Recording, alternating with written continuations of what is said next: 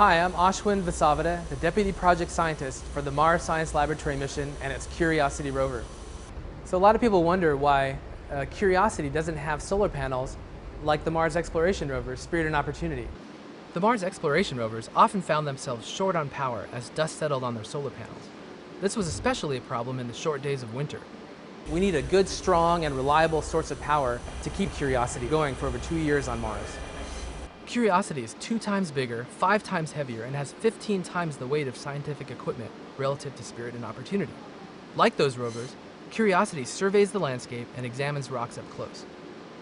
Curiosity's scientific mission involves driving around its landing site, perhaps up to 15 or 20 miles, collecting samples of rocks and soils with a big jackhammer drill located on the end of a 6-foot robotic arm. Those samples are delivered to the rover and analyzed with some very sophisticated and power-hungry analytical laboratory instruments. And that's where the MMRTG comes in. The multi-mission radioisotope thermoelectric generator is a power source that we've used for years to power spacecraft that have gone to the outer planets, and even the Apollo missions used it on the moon. Behind me you can see a full-scale model of Curiosity, including the generator in the back. On this half-scale model of the generator, you can see what's inside. The generator contains a specially produced form of plutonium dioxide. The natural decay of this radioisotope gives off heat, which these thermocouples can turn into electricity.